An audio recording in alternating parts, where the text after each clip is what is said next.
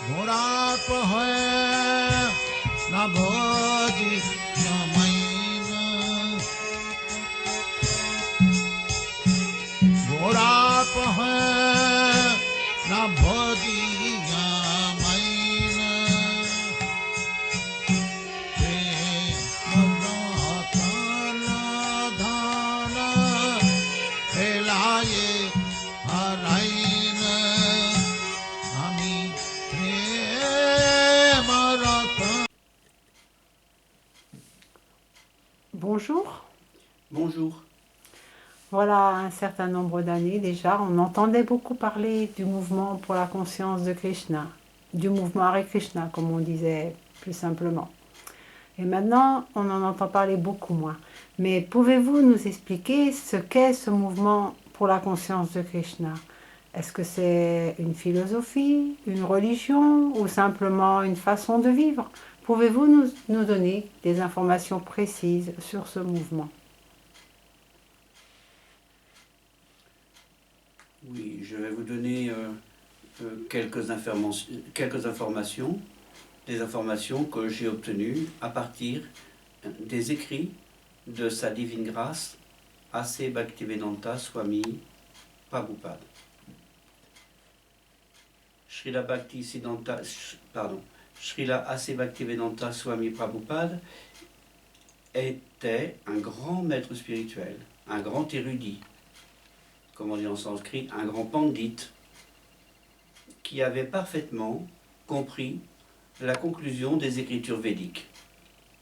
Et il est venu aux États-Unis en 1965 pour enseigner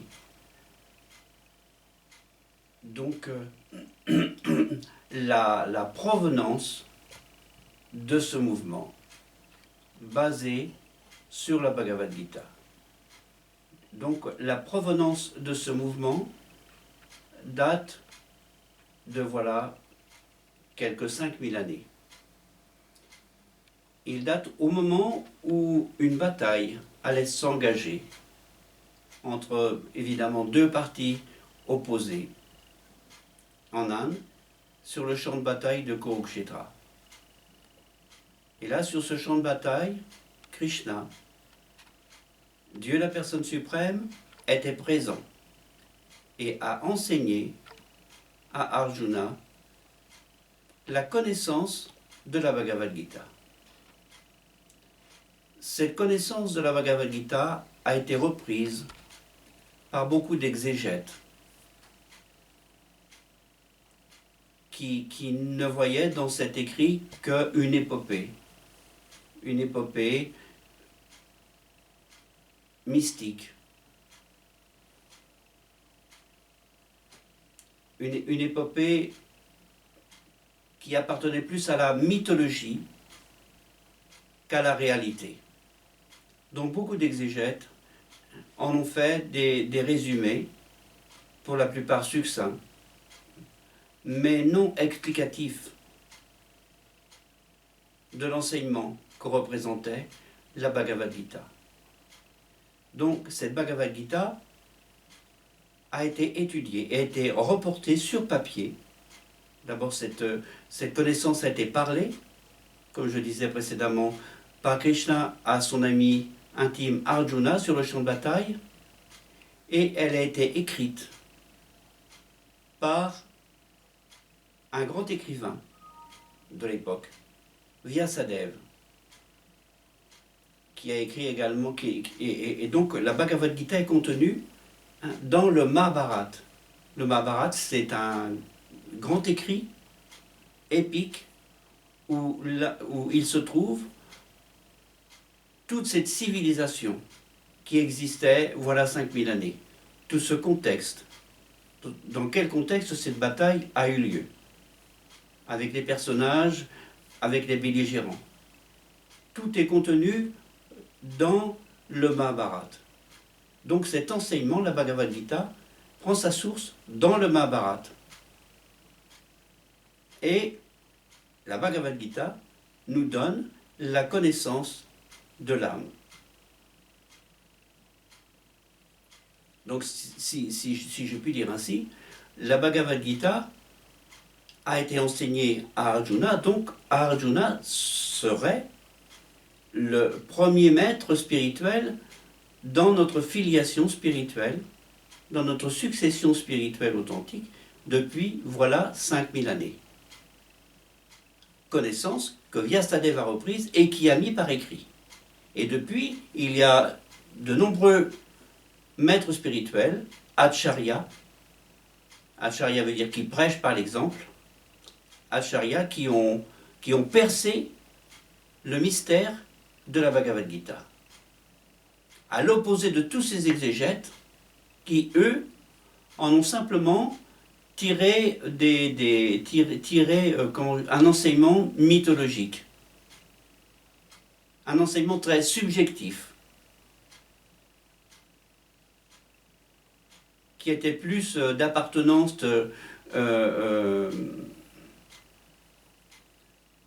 comment je dirais, qui appartenait à l'imaginaire, mais non au réel. Mais par contre, Vyasadeva a écrit d'une façon très, très intelligible la Bhagavad Gita, très compréhensible, et est vrai, et il l'a enseigné, et cette Bhagavad Gita nous arrive par l'entremise de sa divine grâce, A.C. Bhaktivedanta Swami Prabhupada.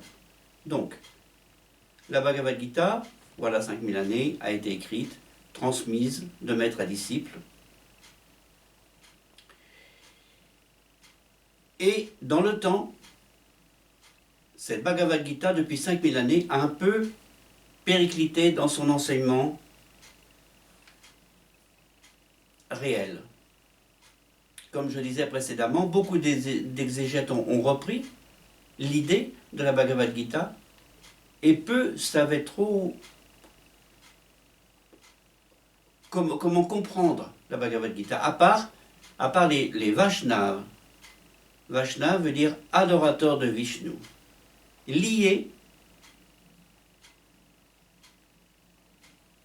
par une succession de maîtres à disciples. Donc cette Bhagavad Gita a été reprise par le Seigneur Chaitanya Mahaprabhu, voilà environ 500 années.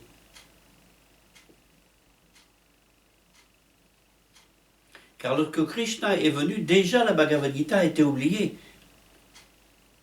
plus ou moins.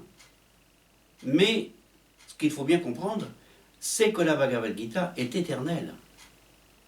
L'enseignement de la Bhagavad Gita, la connaissance de l'âme, la connaissance de Dieu, elle est éternelle. La Bhagavad Gita, déjà Krishna, Dieu, la personne suprême, l'avait déjà donnée à de grandes personnalités de cet univers, voilà très longtemps, puisqu'il dit lui-même dans la Bhagavad Gita.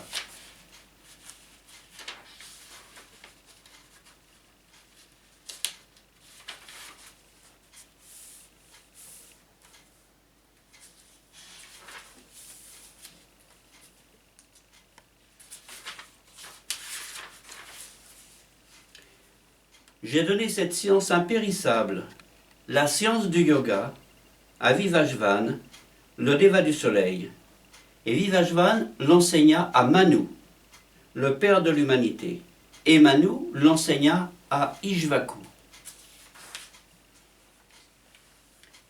Ça, c'est le premier verset du 4e chapitre de la Bhagavad Gita. Et Srila Prabhupada explique. Ce verset relate l'histoire de la Bhagavad Gita, depuis les temps très anciens où son enseignement fut donné aux souverains de chacune des planètes de l'univers. Cette science est particulièrement destinée à protéger les peuples du monde, et les dirigeants de chaque pays ont le devoir de l'étudier, d'en saisir la signification profonde s'ils veulent parfaitement gouverner l'État et sauver leurs concitoyens de la concupiscence qui les enchaîne à la matière. La mission première de l'homme est de cultiver la connaissance spirituelle, de retrouver sa relation éternelle avec Dieu, la personne suprême, sur toutes les planètes et dans chaque nation. Il incombe donc aux dirigeants de faire partager ce savoir, cette science de la conscience de Krishna, à leurs concitoyens, en leur offrant éducation et culture, ainsi qu'en leur apprenant la dévotion, afin qu'ils aient tous l'occasion de mener une existence positive et de tirer le meilleur parti de leur forme humaine. Voilà, Srila Prabhupada situe l'importance de la Bhagavad Gita, de cette connaissance de la Bhagavad Gita, qui nous enseigne justement la connaissance de l'âme, la connaissance de Dieu, notre activité que l'on doit mener pendant que nous avons cette forme humaine. Tout au long de la Bhagavad Gita, Krishna va enseigner Arjuna dans justement cette connaissance de l'âme, la connaissance de sa personne, de l'être humain, de ce monde phénoménal qui nous entoure, des actes que l'homme doit accomplir pour se libérer de cet empiègement de cette nature matérielle, de ce conditionnement matériel. Et il précise que c'est un devoir de tous les gouvernants de connaître la Bhagavad Gita, de connaître cet enseignement, afin qu'ils puissent donner à leurs concitoyens des directives précises, spirituelles, pour qu'ils puissent accéder au parfait achèvement de la vie humaine. Et ça, c'est très très important à comprendre. Cela dit, donc, la Bhagavad Gita a été reprise par le Seigneur Chaitanya Mahaprabhu, voilà environ 500 années. Chaitanya Mahaprabhu, un grand apôtre de l'amour de Dieu, qui est né en Orissa, au Bengale de l'Ouest, et qui a redonné une dynamique à cet enseignement. Cette dynamique qui s'est un petit peu effilochée au cours du temps. C'est-à-dire de voilà 5000 années jusqu'à peu près voilà 4500 années.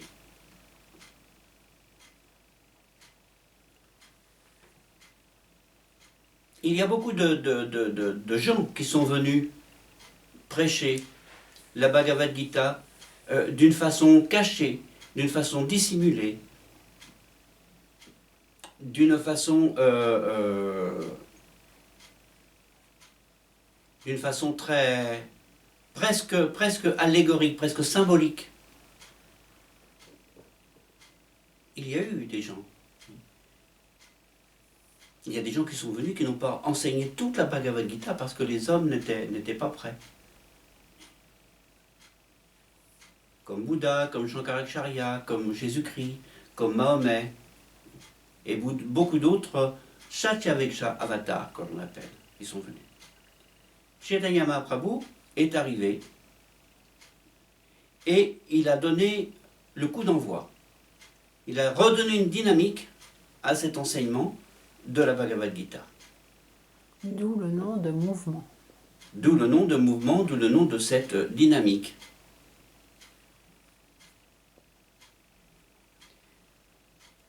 Donc, Srila Prabhupada, sous l'impulsion, sous la dictée de son maître spirituel, a traduit la Bhagavad Gita du sanskrit en anglais, ainsi que d'autres écrits védiques, le Srimad Bhagavatam, qui avait été demandé par Chaitanya Mahaprabhu que ce Bhagavatam soit enseigné également sur la terre entière. Chaitanya Mahaprabhu a dit que ce mouvement allait se répandre de toute manière sur la terre entière, à un moment ou à un autre.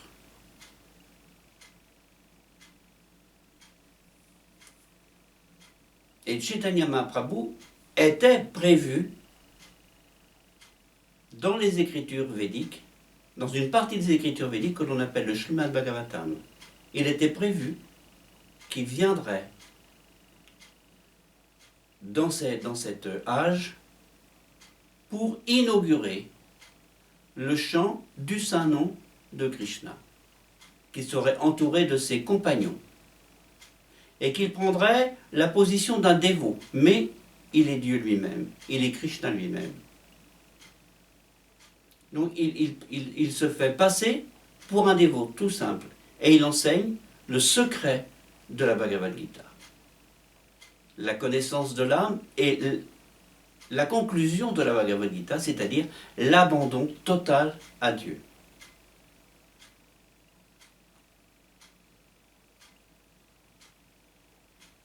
Sarva Dharmam Parityajya, Mamekam Sharanam Vraja. Krishna dit à Arjuna, dans le dernier chapitre de la Bhagavad Gita, abandonne-toi à moi. Laisse toute forme de religion, quelle qu'elle soit, toute forme de yoga, toute forme de connaissance, laisse tout ça. Abandonne-toi simplement à moi. Et toutes les suites de tes fautes, je t'en affranchirai. N'aie nulle crainte, c'est ma parole. Ça, c'est très important à comprendre. Alors donc, Chaitanya Mahaprabhu donne la connaissance de la Bhagavad Gita, redonne la connaissance de la Bhagavad Gita dans son application pratique. Et il nous dit, par son attitude, par son enseignement, comment s'abandonner à Dieu. En réalité, Chaitanya Mahaprabhu donne, comme je disais tout à l'heure, une application pratique des conclusions de la Bhagavad Gita. Il nous montre comment s'abandonner à Dieu, comment s'abandonner à Krishna, et comment nous devons nous comporter.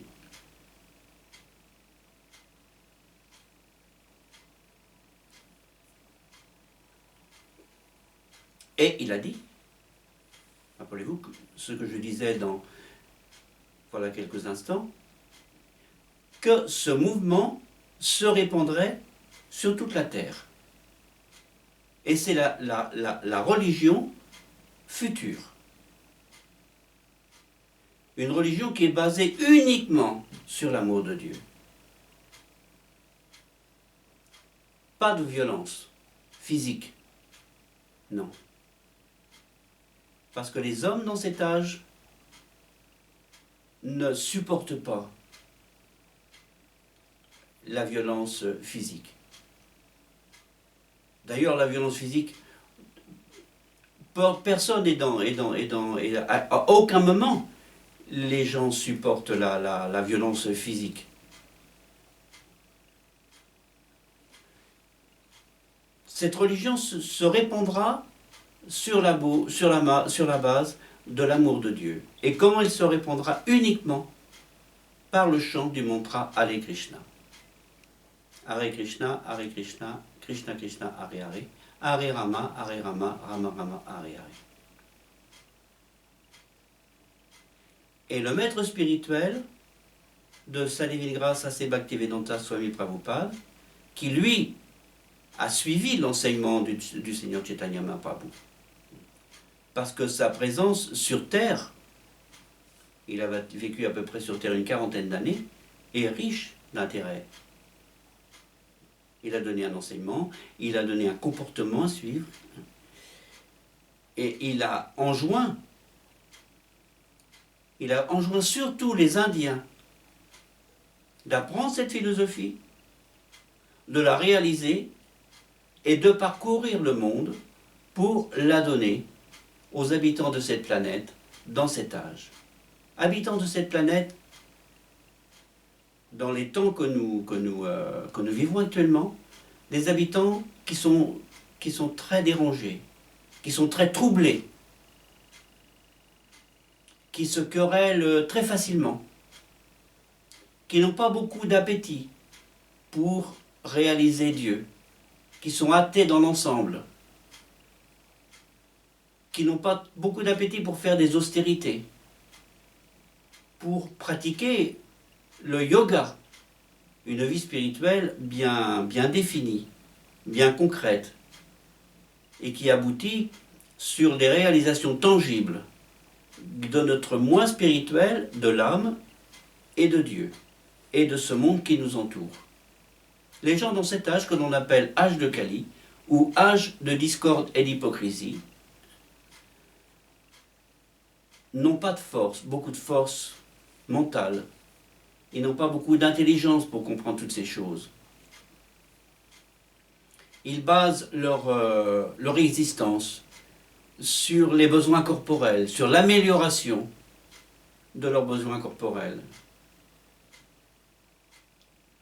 C'est-à-dire manger, dormir, s'accoupler et se défendre. Et on peut voir se défendre. Les gens actuellement dans tous les pays s'arment. Beaucoup d'armes. Beaucoup d'armes très sophistiquées, très meurtrières. Ça veut dire que les peuples ont peur les uns des autres. Il y a beaucoup d'hypocrisie chez les peuples actuellement. Alors que dans l'âge précédent, ce concept était beaucoup moins rencontré chez les hommes de cette planète.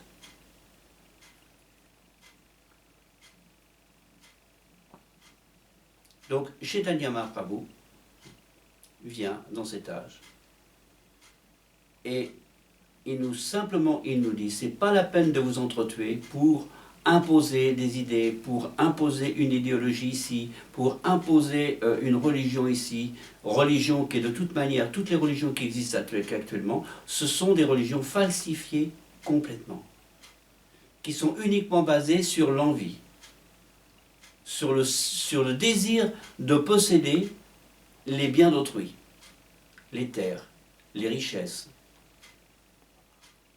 le pouvoir, surtout le pouvoir. Les êtres humains dans l'âge de Kali sont très dégradés. Ils ne sont pas intéressés à suivre des principes de la religion. Principes de la religion qui sont la piété, la compassion, l'austérité et la véracité. On ne croit en plus personne. Les êtres humains n'ont pas de compassion. Ils tuent les animaux pour manger, alors que finalement nous n'avons pas besoin des animaux pour manger. La terre a suffisamment pourvu en richesse alimentaire pour ne pas tuer des animaux, pour les manger. Les êtres humains, malheureusement, n'ont pas beaucoup de compassion les uns envers les autres.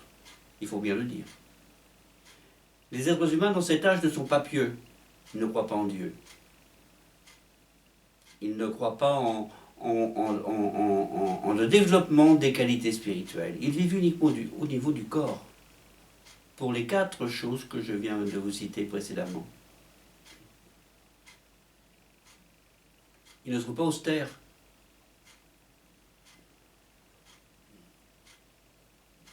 Si on leur demande de se lever très tôt le matin, de ne pas boire d'alcool et beaucoup d'autres choses, à part quelques-uns, ce sera très difficile de le réaliser. Et puis, ils ne sont pas véridiques. Ils sont très hypocrites pour justement arriver à leur fin. Ça d'un pays à l'autre. Les hommes de l'âge de Kali sont comme ça. Alors Chaitanya Mahaprabhu, dans sa grande miséricorde, dans sa grande bonté, il nous apporte un moyen de s'élever spirituellement, un moyen de contrer toutes ces mauvaises choses que l'homme a actuellement. Et ce moyen, c'est le chant du mantra Hare Krishna, que tout le monde peut chanter. Aussi bien les chrétiens que les musulmans, que les adventistes. Bref, tout le monde peut chanter ce mantra. Et c'est le seul moyen de réunir le monde entier sous une même bannière.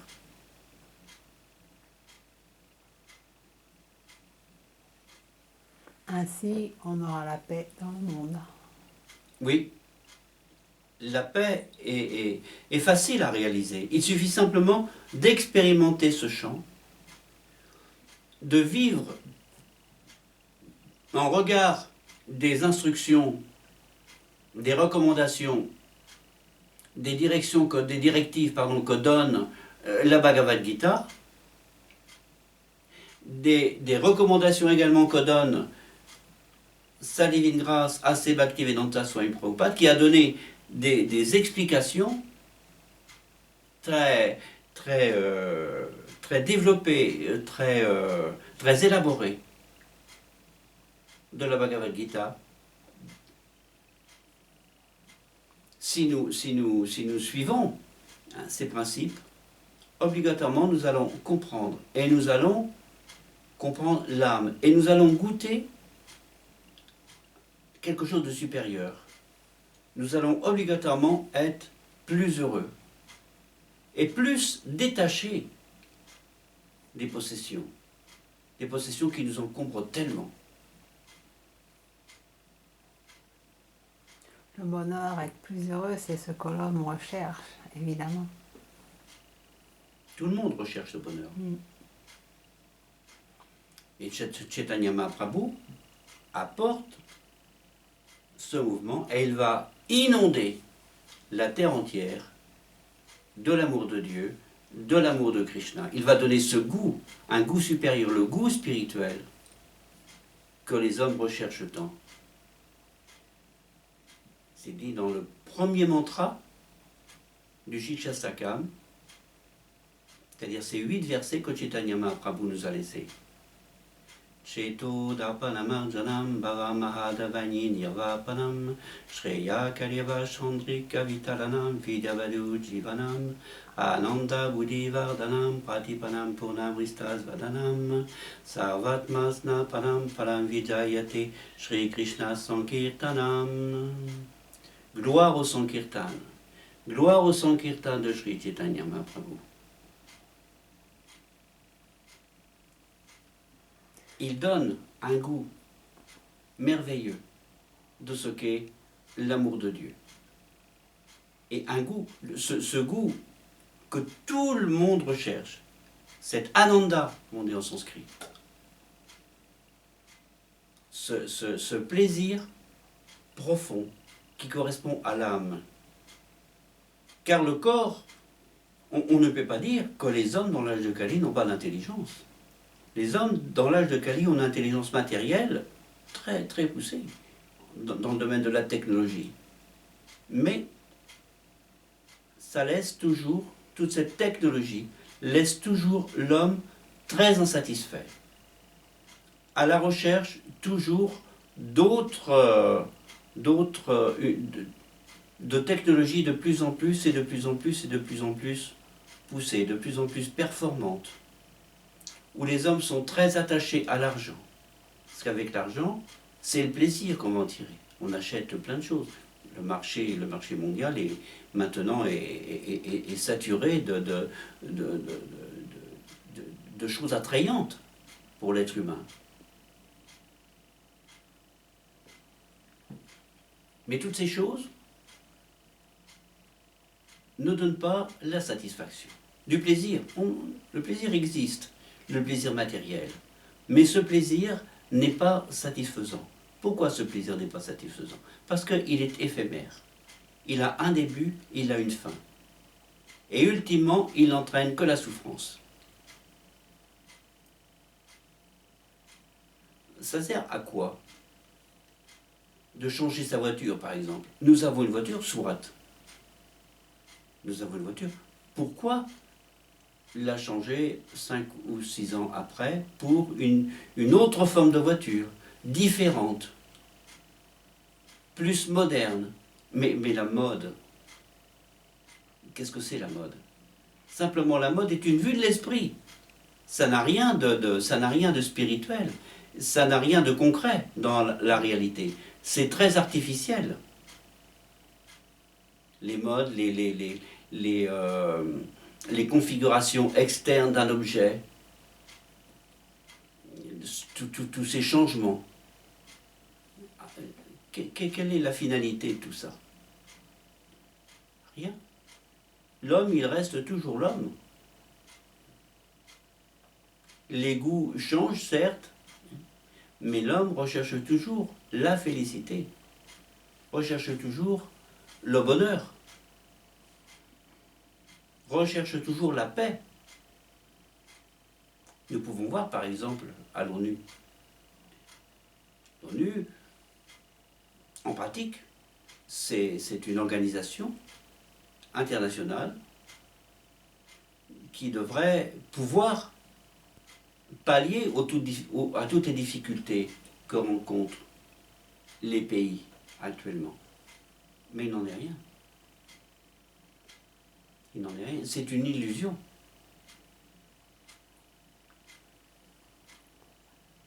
Donc Chaitanya Mahaprabhu nous apporte ce mouvement pour la conscience de Krishna. Cette dynamique qui va nous permettre de comprendre notre âme, la conscience, car la conscience émane de l'âme. La vie émane de l'âme. Sans âme, il n'y a pas de vie. Si vous prenez une table, si vous prenez un produit manufacturé, même une voiture, vous pouvez prendre une voiture, si belle soit-elle, si élaborée dans sa technologie soit-elle, que de toute manière, il faudra toujours un conducteur à l'intérieur. On peut dire toujours, oui, mais il y a des voitures téléguidées, oui, mais on va toujours voir quelqu'un avec ses manettes en train de diriger la voiture. Donc, l'âme, c'est l'être vivant. C'est l'être vivant, c'est infime, c'est très petit. Les écritures védiques nous enseignent qu'elle est de taille de 1/10000000 de la pointe d'un cheveu. Vous pouvez voir comment c'est petit, mais c'est réel et c'est spirituel. Et c'est elle qui donne la conscience à travers tout le corps. Et qui nous permet de prendre conscience de notre environnement, direct et plus lointain. Et c'est l'origine de la vie, la vie. Lorsque la mort survient, ça veut dire que l'âme a quitté ce corps.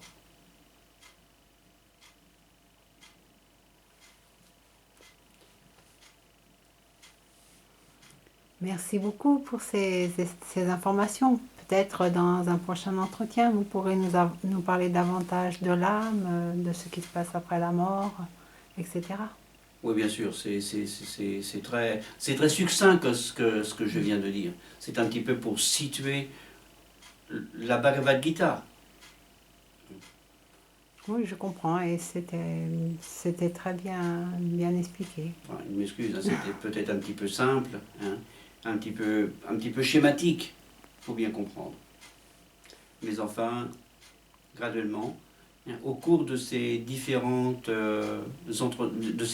entretiens, nous pourrons parler sur l'âme d'une façon plus détaillée, d'une façon beaucoup plus élaborée qu'aujourd'hui. Je vous remercie beaucoup. Merci beaucoup également.